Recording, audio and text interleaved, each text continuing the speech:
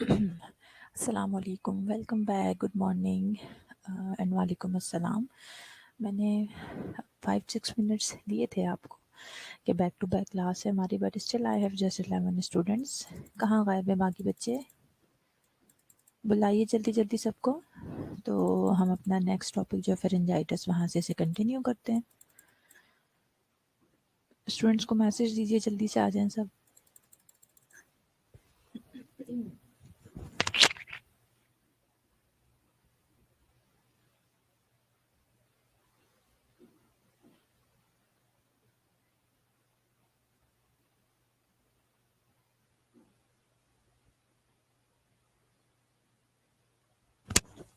जी सना, आप तो यही हैं, ओके। चलें 2 मिनट वेट कर लेते हैं, 2-3 मिनट, और फिर हम लेक्चर स्टार्ट करते हैं। जल्दी जल्दी आ जाएं सब।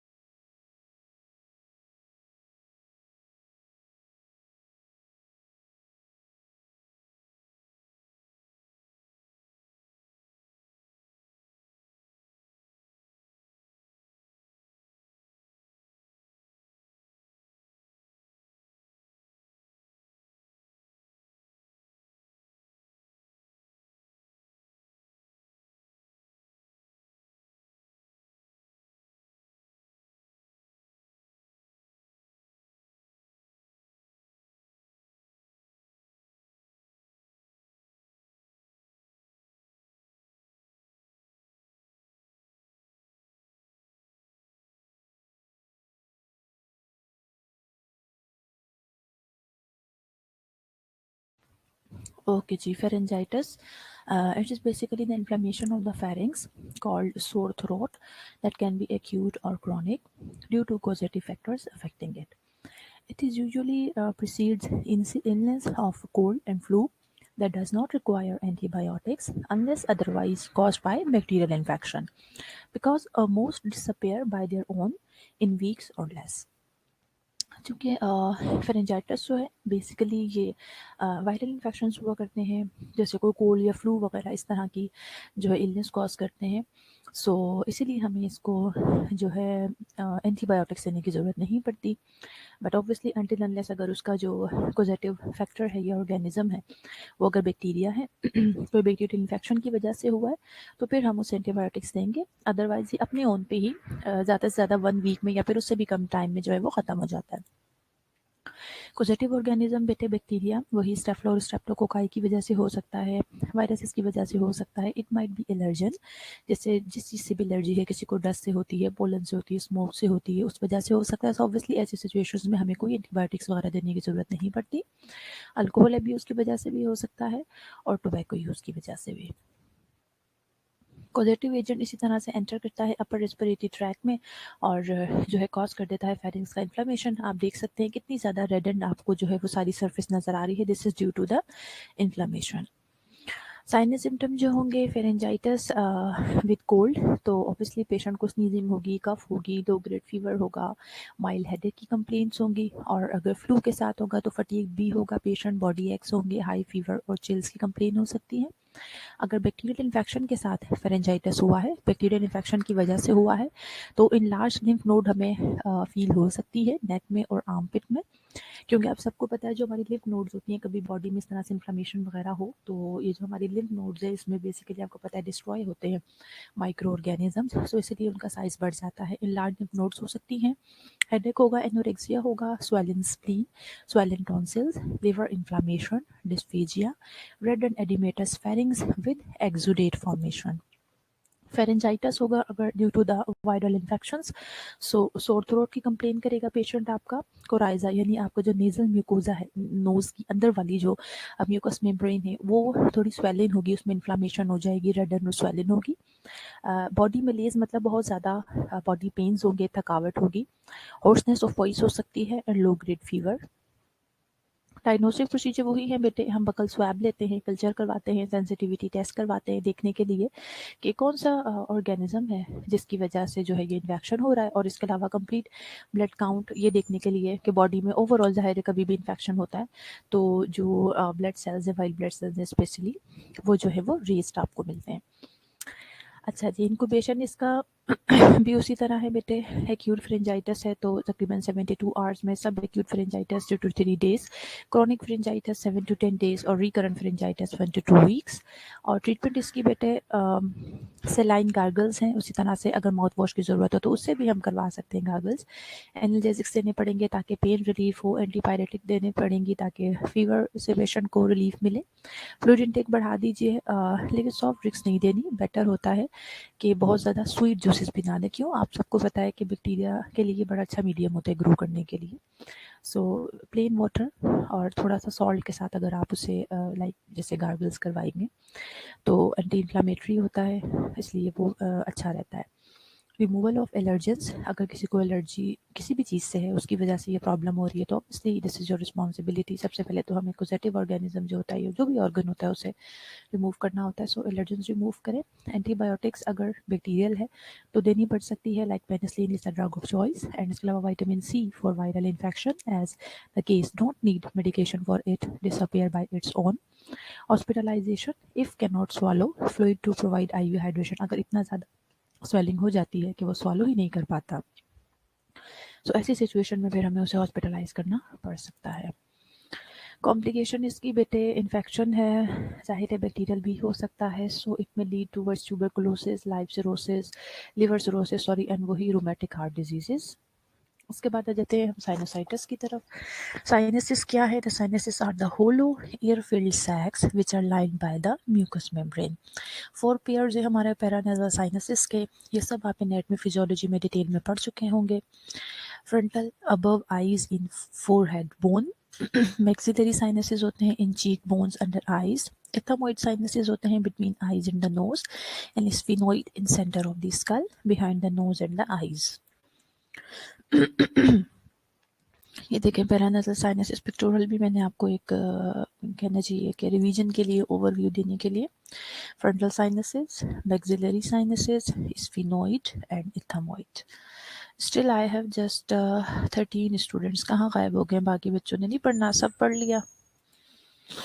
अच्छा, जो इथमोइड और मैक्सिलरी साइनसेस हैं they are present at birth, जबकि जो फ्रंटल साइनसेस होते हैं वो डेवलप होते हैं during the second year of life, and the sphenoid sinuses develop during the third year of their life.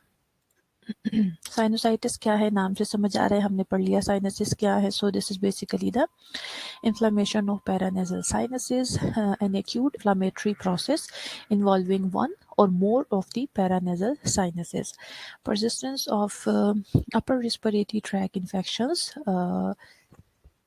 greater than 10 days without improvement. अगर patient को जैसे फ्लू का अपर रेस्पिरेटरी ट्रैक्ट जो इन्फेक्शन है उसकी अगर सिम्टम्स परसिस्ट करते हैं, किसी को वजह से इनसे ज़्यादा हो गए हैं और सिम्टम जो है वो इम्प्रूव भी नहीं हो रहा है, उसके बगैर ही वो परसिस्ट कर रहे हैं, तो इस बात का ये मतलब है कि पेशेंट को साइनोसाइटिस हो गया है। मैक्सिलरी और इथमोइड साइनसेस जो हैं they are most frequently involve, इसमें ज़्यादातर जो है मैक्सिलरी और इथमोइड साइनसेस फ्रीक्वेंटली इन्वॉल्व होते हैं। तो साइनोसाइटिस ये बेसिकली जितने भी आपके जो साइनसेस हैं, ठीक है, फ्रंटल साइनसेस है, जो इथमोइड है, स्फिनोइड है, मैक्सिलरी साइनसेस है, उसमें म्यूकस मेम्ब्रेन अगर आपको मटेरियल में इन्फ्लेमेशन हो जाती है तो उसकी वजह से समटाइम अगर सीवियर केसेस हो जाए तो इवन फ्लूइड भी जो है वो एक्यूमुलेट होना शुरू हो जाती है, जिसकी वजह से आपको जो है फील होता है, हेवीनेस भी फील होती है। बेटा अपर रेस्पिरेटरी ट्रैक्ट इन्फेक्शन, पैरानोरिक U R I means upper respiratory tract infection. Okay, positive organ क्या क्या है इसके? Viral infection, 90% of the cases जो हैं साइनोसाइटिस के, उनका कॉज जो है बेटा वायरल होता है। लाइक राइनो वायरस और कोरोना वायरस जैसे आजकल है। बैक्टीरियल कॉजेज भी हैं इनके, इसमें streptococcus pneumoniae, haemophilus influenza most common है। पोल्यूटेंट जैसे केमिकल और इरिटेंट में trigger buildup the mucus and fungal infection बहुत रेयर होते हैं कि जिनकी वजह से साइनोसाइटिस हो।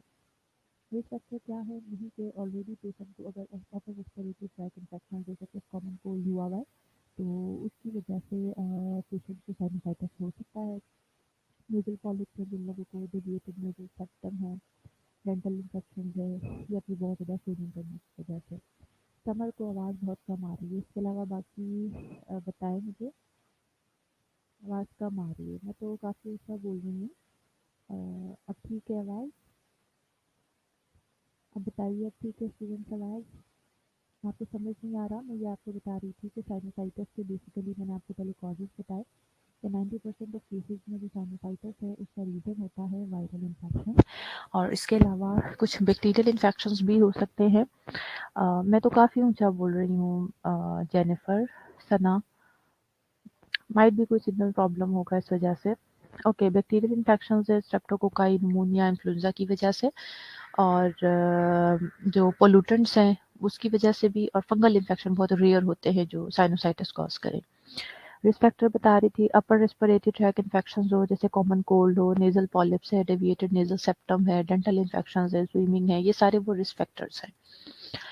स्मोकिंग और intranasal cocaine, tonsillar and adenoid hypertrophy, pregnancy, hormonal changes with puberty, iatrogenic factors such as the mechanical ventilation, अगर पेशेंट को मैकेनिकली वेंटिलेट करना पड़ा है, एनजी ट्यूब डालनी पड़ी है, ईटीटी ट्यूब डालनी पड़ी है, या फिर नेजल पेकिंग आपने अप्लाई की है, तो ये वो सारे रिस्क फैक्टर्स हैं कि जिनकी वजह से पेशेंट को साइनोसाइटिस हो सकता है। पैथोफिजियोलॉजी क्या है कि बेसिकली जैसे इन्फ्लामेशन होती है तो वो जो साइनसेस के अंदर म्यूकल लाइनिंग है ये एक म्यूकॉइड ड्रेनेज प्रोड्यूस करना शुरू कर देती है। बैक्टीरिया का इन्वेड होता है यानी अटैक होता है, और बस उन साइनल्स जो कैविटीज हैं उसके अंदर जमा होना, अक्यूमुलेट होना शुरू हो जाती है। Post nasal drainage causes obstruction of the nasal passage and an inflamed throat. If the sinus orifices are blocked by swollen mucosal lining, the pus cannot enter the nose and build up pressure inside the sinus cavities. Acute sinusitis respiratory जो symptoms है, upper respiratory tract infection के जो symptoms हैं, they last longer than 10 days but less than 30 days, that would called acute sinusitis. अगर respiratory system persist करे 30 days से ज़्यादा और उसमें कोई इम्प्रूवमेंट ना आ रही हो तो दैट इज कॉल्ड सब एक्यूट साइनोसाइटिस। और जो क्रोनिक साइनोसाइटिस है, रेस्पिरेटरी सिस्टम इसमें परसिस्ट कर रहे होते हैं लॉन्गर देन 120 days, तो that is called chronic sinusitis. Clinical manifestation यही है, पेशेंट आपका पहले तो हिस्ट्री यही होगी उसकी कि अपर रेस्पिरेटरी ट्रैक इन्फेक्शन की हिस्ट्री होगी, एलर्जिक राइनाइटिस की हिस्ट्री होगी उसकी, और इसके अलावा प्रेशर फील करेगा, साइनसेस में पेन की कंप्लेन करेगा, टेंडरनेस होगी, मलेज यानी जनरल वीकनेस होगा, लो ग्रेड टेम्परेचर हो सकता है, परसिस्टेंट नेजल डिस्चार्ज है, often purulent post nasal drip है, cough worsen at night, mouth breathing यानी स्नोरिंग होगी, सोर थ्रोट यानी बैड सोर थ्रोट यानी गला खराब होगा, या फिर और इसके अलावा बैड ब्रेथ हो सकती है और हेडेक हो सकता है। Peri orbital oedema, nasal mucosa is reddened और swollen, difficult transillumination. Transillumination is basically the health assessment का मेथड। आप हेल्थ असेसमेंट में पढ़ेंगे साइनसेस की जो असेसमेंट की जाती है, लाइट के थ्रू हम उसे देखते हैं। जाहिर है वो एयर कैविटीज है ना, तो हम ट्रांसइल्यूमिनेट उसे कर सकते हैं टॉर्च के थ्रू, लेकिन अगर उसमें अगर उसमें जो है वो आ जाता है, फ्लूइड एक्यूमुलेट हो जाता है, तो फिर हम ट्रांसइल्यूमिनेट नहीं कर सकते उसे। एंड स्वेलिंग ऑफ टर्बिनेट्स, ये नेजल टर्बिनेट्स है यानी नोज के अंदर ये नॉर्मली जो मौजूद होता है, टर्बिनेट्स होते हैं, अगर ये स्वेलो हो जाएंगे, वैसे नॉर्मली ये हमें इतने ज़्यादा नहीं दिखते, ये जब स्वॉलन हो जाते हैं, इलार्ज हो जाते हैं, तो आपको टर्बिनेट्स जो है उस तरह के दिखते हैं, and boggy pale turbinates. Sarah Morris, URI stands for Upper Respiratory Tract Infections. Upper Respiratory Tract Infections ये जो मैं आपको पढ़ा रही हूँ, जिसमें फेरेंजाइटिस, टॉन्सिलाइटिस, लेरिंजाइटिस और साइनोसाइटिस है, ये है upper respiratory tract infections. Okay जी, असेसमेंट एंड डायग्नोस्टिक फाइंडिंग देख लीजिए। पेशेंट की सबसे पहले हिस्ट्री टेकिंग करेंगे हम, फिजिकल एग्जामिनेशन होगा। If sinusitis less than 10 days, वो जो मैं आपको पहले बता चुकी हूँ सारी चीज़ें, अगर 10 दिन से कम में वो रिजॉल्व हो जाता है तो ऑटोमेटिकली दिस इज़ वायरल। अगर उससे ज़्यादा परसिस्ट करता है तो इट मीन कि ये बैक्टीरियल है। एक्सरे करवाना पड़ सकता है हमें, सीबीसी करवा सकते हैं, सीटी स्कैन करवा सकते हैं। Sinus radiography shows opacification of the sinuses, thickened mucous membrane and culture और sensitivity टेस्ट करवाया जाता है। मैनेजमेंट क्या है? Treatment depend on how long condition last. Most acute cases resolve without treatment. In most of the sinusitis, antibiotic are not recommended because ये viral cases होते हैं. Symptomatic treatment is given to the patient. Antibiotic are not prescribe routinely because many cases of sinusitis are viral, ये आपको पहले बता दिया। अगर bacterial infection होगा तो first line therapy most centres में जो है अमोक्सिसिलिन होती है, 14 डेज के लिए देनी पड़ती है। ठीक है, बाकी वही एंटीबायोटिक थेरेपी जो है, अगर पेनिसिलिन ज़ाहिर है अमोक्सिसिलिन से अगर कोई किसी को प्रॉब्लम है या एलर्जिक है कुछ इस तरह, तो हम ऑगमेंटिन दे सकते हैं। बाकी हमने प्रिवेंशन क्या करनी है, पेशेंट को क्या एजुकेट करना है ऐसी सिचुएशन में कि सबसे पहले तो अपने जो भी एलर्जेंस हैं जिसकी वजह से उसे प्रॉब्लम हो रही है उनसे वो खुद को बचाए, अवॉइड करे एलर्जी ट्रिगर्स। फ्रूट और वेजिटेबल्स खाए, स्ट्रेस रिड्यूस करे, फ्रीक्वेंटली हैंड वॉश करे, अपनी हाइजीन का ख्याल रखें, स्मोक और पोल्यूशन से खुद को बचाए, अवॉइड करें, मेंटेन गुड हाइड्रेशन स्टेटस। देखें कोई भी रिस्पिरेटरी ट्रैक के जितने भी इन्फेक्शंस होते हैं उसमें जो है आपको फ्लूइड इंटेक अपना ज़रूर बढ़ाना होता है, क्योंकि ये जो सिक्रीशंस वगैरह अगर आप फ्लूइड इंटेक ज़्यादा लेते हैं तो वो थिकन नहीं हो पाती। जब वो थिकन नहीं हो पाती तो वो बैक्टीरिया को भी ग्रोथ के लिए मीडियम नहीं मिलता और वो बॉडी से आराम से एक्सक्रीट आउट भी हो जाता है, स्पूटम वगैरह। So this is the reference about upper respiratory tract infections जो हमारे कंटेंट का हिस्सा थे, इसमें वो तीनों मैंने आपको कवर करवा दिया। अभी हम नेक्स्ट टॉपिक मैं अपलोड करती हूँ, किसी स्टूडेंट का कोई भी क्वेश्चन है तो मुझसे पूछ लें। और ये जो स्टूडेंट्स कंप्लेन कर रहे हैं कि आवाज़ नहीं आ रही, बेटा ये सिग्नल्स का प्रॉब्लम होगा आपका, थोड़ा नेटवर्क का इशू होगा। आप सबको पता है कि थोड़ा वेदर भी इस किस्म का है। मेरे पास सिग्नल्स फुल शो हो रहे हैं सिस्टम के ऊपर और मैं काफ़ी ऊंचा ही बोल रही हूँ, तो एक ही सीक्वेंस और एक ही टोन में बोल रही हूँ मैं। वो जब सिग्नल ड्रॉप होते हैं तो आपको आवाज़ कट जाती है या कम आना शुरू हो जाती है। नहीं कोई चीज़ समझ आ रही दोबारा पूछ लें, दोबारा बता दूंगी। इंशाल्लाह ओपन हो जाएंगे कॉलेजेस और आप आना शुरू हो जाएंगे तो ये मसले भी हल हो जाएंगे। चलिए, कोई क्वेश्चन है किसी का तो पूछ ले, मीनवाइल मैं नेक्स्ट लेक्चर अपलोड कर लेती हूँ।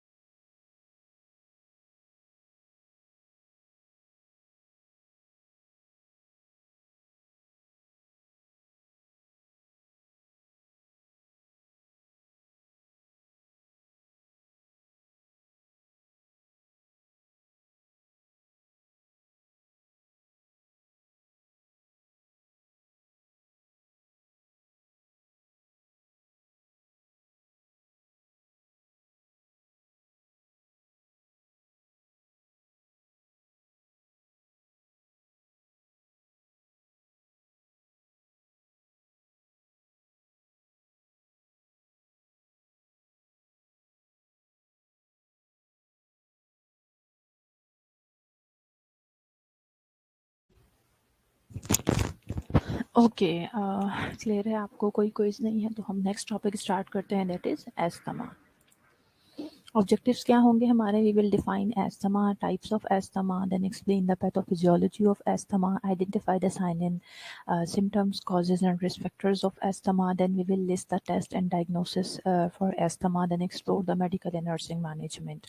सबसे पहले एस्थमा डिफाइन कर लेते हैं। एस्थमा क्या है? Basically asthma is a common long term inflammatory disease of the airways of the lungs. It is characterized by variable and recurring symptoms, reversible air flow obstruction and bronchospasm. Asthma जो है basically inflammatory disease है Airways की, और इसमें होता क्या है कि रिकरेंट इसके सिम्टम्स आपको शो होते हैं और एयर फ्लो इसमें ऑब्स्ट्रक्शन होती है, बट दिस इज रिवर्सिबल यानी ठीक हो जाती है। और जो ब्रोंकस है उसका स्पेजम होता है, यानी उनकी इलास्टिसिटी कम हो जाती है और उसमें तंगी आ जाती है, उसका जो डायमीटर है वो कम हो जाता है, that is called bronchospasm. Types of asthma है, सबसे पहले एक्सरसाइज इंड्यूस्ड एस्थमा है which may be worsen when the air is cold और dry. Basically this is due to the physical activity. अगर आप एक्सरसाइज वगैरह कर रहे होते हैं तो एकदम से एस्थमेटिक अटैक हो सकता है, और ऐसा ज़्यादातर उस सिचुएशन में होता है जब आप बहुत ज़्यादा कोल्ड वेदर में आउटडोर एक्सरसाइज कर रहे हैं या फिर ड्राई वेदर में। इसके अलावा बेटे ऑक्यूपेशनल एस्थमा है, it will be triggered by the work place irritant such as the chemical fumes, gases और डस्ट। यानी जिन लोगों को डस्ट से या गैसेस से एलर्जी है तो ऑक्यूपेशनल एस्थमा ऐसे लोगों को अटैक हो सकता है। इसमें यानी जहाँ वो काम करते हैं वहाँ काम करने वाली जगह पे उनके कुछ इरिटेंट्स हो सकते हैं, जैसे केमिकल के फ्यूम्स हो सकते हैं, गैसेज हो सकती है, डस्ट हो सकती है, तो वो ट्रिगर करेंगे बेसिकली उनको asthmatic attack, that is called occupational asthma. उसके बाद बेटे एलर्जी इंड्यूस्ड एस्थमा है which is triggered by airborne substances such as pollen, mold spores, cockroaches, waste or particles of skin and dried saliva shed by the pets। ये allergy induce asthma है, इसमें यानी different लोगों को आपको पता है डिफरेंट चीज़ों से एलर्जी होती है। किसी को डस्ट से होती है, किसी को पोलन से होती है, किसी को डिफरेंट जो स्पोर्स होते हैं उनसे होती है। कॉकरोचेस वेस्ट की एग्जांपल आपको दी, तो ये बेसिकली एयरबॉर्न सब्सटेंसेस ही होते हैं, तो वो आपकी बॉडी में जो है एयर के थ्रू जब आप सांस लेते हैं एंटर हो जाते हैं। सो जिस भी चीज़ से एलर्जी होती है ऐसे पेशेंट्स को, तो उनको उस की वजह से जो है एस्थमेटिक अटैक आ जाता है, that is called allergy induced asthma. Pathophysiology देख लेते हैं एस्थमा की। सबसे पहले जो मैंने आपको डिफरेंट फैक्टर्स बताए, एक तो ये इन्वायरमेंटल फैक्टर यानी पोल्यूटेंट कोई भी हो सकते हैं, एलर्जन हो सकते हैं वो, और जेनेटिक प्रीडिस्पोजिशन, फैमिलीज में भी ये चीज़ें चलती आ रही होती हैं। सो ये दोनों चीज़ें जो है these are your causative factors जो इनिशिएट करते हैं बॉडी में। ये जो मैंने आपको यहाँ कॉमन ट्रिगर्स इन्हें हम कह सकते हैं, इसकी लिस्ट भी यहाँ लिखी हुई है कि कॉमन वायरल इन्फेक्शंस हो सकते हैं, रेस्पिरेटरी ट्रैक के कोई भी एलर्जन हो सकते हैं, किसी को स्मोकिंग से प्रॉब्लम है, केमिकल इरिटेंट से प्रॉब्लम है, किसी को डस्ट से या फूड से भी हो सकता है, फूड से भी एलर्जी होती है ना लोगों को। एक्सरसाइज आपको पहले बता दिया, इमोशनल अपसेट बता दिया, इन सारी चीज़ों की वजह से जब बॉडी में जाहिर है एक एलर्जन अगर बॉडी में एंटर होगा, बॉडी उसको एज एन एंटीजन देगी, सो बॉडी का एक रिस्पॉन्स शो होगा। सो गया कहाँ है, जाहिर रेस्पिरेटरी ट्रैक पे गया है, तो वहीं पर सबसे सारा जो कहना चाहिए कि रिएक्शन है वहीं आपको शो होगा। सो ब्रोंकियल इन्फ्लामेशन होना शुरू होती है, ब्रोंकियल हाइपर एक्टिविटी होती है अगेंस्ट द ट्रिगरिंग फैक्टर। आप सबको पता है कहीं भी इन्फ्लामेशन हो वहाँ एडिमा होता है। तो इसी तरह से ब्रोंकस में एडिमा, उसकी सारी जो लेयर्स है वो एडिमेटस होना शुरू हो जाती है, जिसकी वजह से ब्रोंको कॉन्स्ट्रिक्शन होती है। This is really understood. Bronchus जो है आपके एयरवेज जो हैं उनमें इन्फ्लामेशन होगी तो उनका डायामीटर, वो स्वेल होना शुरू करेंगे तो उनका डायामीटर कम होना शुरू हो जाएगा, यानी ब्रोंको कॉन्स्ट्रिक्शन होना शुरू हो जाती है। और इसके साथ साथ दूसरी चीज़ होती है म्यूकस प्रोडक्शन, वहाँ ब्रोंकस के अंदर म्यूकस भी प्रोड्यूस होना शुरू हो जाता है, दैट में lead towards the airway narrowing, जिसकी वजह से जो आपके एयरवेज हैं वो नैरो हो जाते हैं। फिर पेशेंट को ये सिम्टम्स आना शुरू होते हैं, कफ होगा, वीजिंग होगी, ब्रेथलेसनेस होती है और चेस्ट टाइटनेस होती है। ठीक है जी, this is basically the pathophysiology, और किस वजह से पेशेंट को साइन एंड सिम्टम आना शुरू होते हैं ये वो है। साइन एंड सिम्टम क्या होते हैं आपने देखा भी होगा, किसी को एस्थमा हो तो एस्थमेटिक अटैक हो तो उसमें शॉर्टनेस ऑफ ब्रेथ है, चेस्ट टाइटनेस होती है, पेन होता है चेस्ट में, ट्रबल स्लीपिंग होती है which is caused by shortness of breath, cough और wheezing, whistling or wheezing sound when exhaling, ठीक है, coughing or wheezing attack that are worsened by a respiratory virus such as a cold or the flu। Causes of asthma, airborne substances, वही जो भी पहले discuss कर लिए वही हैं। एयरबोर्न सब्सटेंसेस हो सकते हैं बेटे, सच एज पोलन है, डस्ट माइट्स है, मोल्ड स्पोर्स हैं, पेट टेंडर है, पार्टिकल्स ऑफ कॉकरोचेस वेस्ट है। इसी तरह से रेस्पिरेटरी इन्फेक्शंस अगर किसी को होता है, जैसे कॉमन कोल्ड है, कोई वायरल अटैक हो गया उसकी वजह से भी एस्थमेटिक अटैक हो सकता है। फिजिकल एक्टिविटी आपको पहले बताया था, that is exercise induced asthma. बहुत ज़्यादा कोल्ड एयर को आपका एक्सपोजर हुआ है, बहुत ज़्यादा ठंड को। इसके अलावा air pollutant and irritant such as smoke, certain medication might cause an asthmatic attack, including beta blockers, aspirin, ibuprofen. It will depend कि अगर वो मेडिसिन आपको सूट नहीं करती, उसको आप एलर्जिन होते हैं, तो ऐसी सिचुएशन में जो है एस्थमेटिक अटैक हो सकता है। Strong emotion and stress, sulfites and preservatives added to some type of food and beverages including shrimp, dried fruit, processed potatoes, beer and wine. Gastroesophageal reflux diseases, a condition in which stomach acid back up into your throat. Risk factors क्या हैं? A number of risk factors are thought to increase your chances of developing asthma. These include having a blood relative. जो risk factors हैं, यानी मैंने आपको पहले बताया था कि ये फैमिली में भी, फैमिली हिस्ट्री हो तो भी ऐसे लोगों में ये ज़्यादा आपको एस्थमा नज़र आता है। अगर ब्लड रिलेटिव्स में जो है उनको एस्थमा का प्रॉब्लम है, सच एज पेरेंट्स या सिबलिंग वगैरह एस्थमेटिक हैं, तो ऐसे लोगों में चांसेस होते हैं कि उन्हें एस्थमा हो सकता है। Having another allergic condition such as atopic dermatitis और allergic rhinitis, and being overweight, being a smoker, exposure to secondhand smoke, exposure to exhaust fumes or other type of pollution, exposure to occupational triggers such as chemical used in farming, hairdressing and manufacturing. Diagnosis क्या है इनकी? Family history लेनी होती है, environmental history, किस किस्म के environment में आप रहते हैं, चेस्ट एक्सरे करवाए जाते हैं, पेशेंट के सीटी स्कैन करवाने की ज़रूरत पड़ सकती है, ब्लड टेस्ट करवाते हैं और एलर्जी टेस्ट होता है। सो मेडिकेशन यूज़ होती हैं एस्थमा के ट्रीटमेंट के लिए। कुछ ऐसी मेडिकेशंस हैं बेटे जो क्विक रिलीफ देती हैं, यानी इमरजेंसी में, यानी पेशेंट आपके पास आए, एस्थमेटिक अटैक उसे हुआ है, तो उस टाइम हमारा यही होता है ना कि इतनी ज़्यादा ब्रोंकोकॉन्स्ट्रिक्शन हुई हुई है, एयर फ्लो कॉम्प्रोमाइज़ हो रहा है, तो हमें क्विक रिलीफ देना होता है पेशेंट को ताकि वो बेटर फील करे। उसके अलावा कुछ होती हैं जो उसकी एज अ लॉन्ग टर्म जो है मेडिकेशन चल रही होती हैं। सो क्विक रिलीफ मेडिकेशन में short acting beta 2 adrenergic agents हैं, वो दिए जाते हैं। एग्जाम्पल्स अल्ब्यूटिरोल है, लीवोब्यूटिरोल है, ठीक है। इसके अलावा एंटी कोलिनर्जिक्स दिए जाते हैं, ठीक है, सच एज एट्रोवेंट। एट्रोवेंट से आपको पता है कि नेबुलाइज भी करवाया जाता है पेशेंट्स को। इसके अलावा जो लॉन्ग एक्टिंग कंट्रोल है, जो यानी पेशेंट की लाइफ का हिस्सा होती हैं ये मेडिकेशंस, उनमें बेटे कोर्टिकोस्टेरॉइड या स्टेरॉइड जिन्हें कहा जाता है वो हैं। मास सेल स्टेबलाइजर्स हैं कुछ, ठीक है। Long acting beta 2 adrenergic agents हैं। शॉर्ट एक्टिंग जो है वो क्विक रिलीफ देते हैं, जबकि लॉन्ग एक्टिंग उनकी लाइफ में जो है वो मेडिसिन उनका हिस्सा होते हैं। ज़ेंथीन डेरिवेटिव्स हैं सच एज अमाइनोफाइलिन, थियोफाइलिन वगैरह हैं। इसके अलावा ल्यूकोट्राइन मॉडिफायर्स हैं, यानी बेसिकली ल्यूकोट्राइन इनहिबिटर्स होते हैं, क्योंकि आपको पता है ल्यूकोट्राइन्स क्या हैं। जब इन बॉडी में इन्फ्लेमेशन होता है तो ल्यूकोट्राइन्स रिलीफ होते हैं ना इन्फ्लेमेटरी रिस्पॉन्स के वक्त, तो उनको हम थोड़ा सा इनहिबिटर्स दे के मेडिसिन को उनको रिलीफ करवाना कम करते हैं ताकि बॉडी में इन्फ्लेमेटरी रिस्पॉन्स कम आए। कुछ कंबाइंड प्रोडक्ट्स भी हैं, जैसे अल्बुटरॉल सल्फेट के साथ इप्राट्रोपियम ब्रोमाइड दे दिया जाता है, ठीक है। लेकिन बेसिकली जो है क्विक रिलीफ में short acting beta 2 adrenergic, anticholinergic दी जाती हैं। लॉन्ग एक्टिंग में उनकी स्टेरॉइड्स चलती हैं, और लॉन्ग एक्टिंग बीटा 2 एड्रेनर्जिक चलती हैं, और ल्यूको ट्राइन जो है वो इनहिबिटर जो है वो यूज़ किए जाते हैं।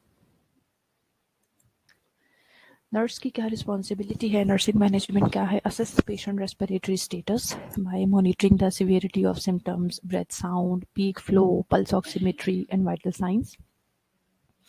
Obtain a history of allergic reactions to medications before administering medications. Identify medications the patient is currently taking. Administer medications as prescribed and monitor the patient response to those medications. Administer fluid if the patient is dehydrated. Assist the patient with the intubation procedure if required. अगर इंटूबेशन करने की ज़रूरत पड़ी है, क्योंकि देखें airway compromise हो रहा है ना, एयरवे नैरो हो रहा है, तो ये तो बड़ी लाइफ थ्रेटनिंग सिचुएशन हो सकती है हमारे पेशेंट के लिए। सो ऑब्वियसली हमें देखना पड़ता है, अगर एयर फ्लो जो है वो बहुत ज़्यादा कॉम्प्रोमाइज़ हो रहा है तो हमें अपने पेशेंट को इंटूबेट भी करना पड़ सकता है। So this is the reference. अभी यहाँ हम अभी आपकी क्लास ख़त्म होने में 20 मिनट्स हैं। अभी 10 मिनट्स आप सब स्टूडेंट जो हैं अपने पास बुक्स हैं, आप सबके पास बुक्स खोलिए। अपर रिस्पिरेटरी ट्रैक के जो तीनों इन्फेक्शंस मैंने पढ़ाए हैं, अभी एस्थमा आपको पढ़ाया है, इन दोनों को आप बुक में से पढ़िए। कोई चीज़ आपको ऐसी नज़र आती है जो नहीं समझ आ रही तो वो मुझसे पूछें, और फिर जो है आपकी अटेंडेंस मार्क होगी 10 मिनट के बाद, आपकी अटेंडेंस मार्क होगी। और फिर हम जो है नेक्स्ट मेरी नर्सिंग एथिक्स की क्लास है, उसमें हम नेक्स्ट टॉपिक स्टार्ट करेंगे। अभी सब स्टूडेंट्स बुक खोलें, सबसे पहले एस्थमा को पढ़ें, सब उस बुक में से रीड करें एक बार, और फिर मुझे बताएं उसमें कौन कौन सी कोई नई चीज़ है या कोई चीज़ आपको समझ नहीं आई उसमें, तो वो आप मेरे साथ डिस्कस करेंगे।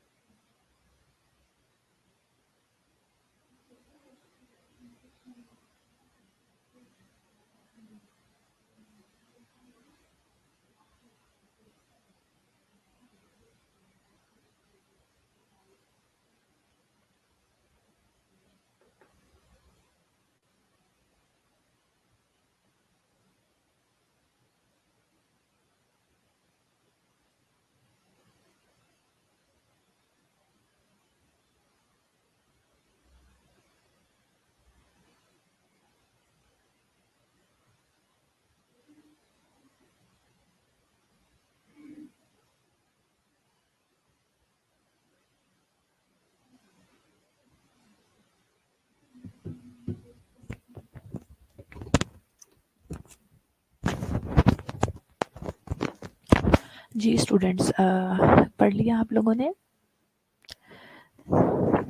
जी जनाब, पढ़ लिया आप लोगों ने जो मैंने आपसे कहा था? रिव्यू किया आपने टॉपिक को? अब जो है तमाम स्टूडेंट अटेंडेंस मार्क करवा दें बेटा, और किसी का कोई क्वेश्चन है तो पूछ लीजिए। जी पढ़ लिया आप लोगों ने ये टॉपिक, और अब बेटा अटेंडेंस मार्क करवा दीजिए। कोई क्वेश्चन है किसी स्टूडेंट का एस्थमा में या फिर अपर रेस्पिरेटरी ट्रैक इन्फेक्शन में तो मुझसे पूछ लीजिए। फिर हम इंशाल्लाह अभी अपनी नेक्स्ट क्लास में जो है वो COPD को पढ़ेंगे। जी बेटे, अटेंडेंस मार्क करवा दें।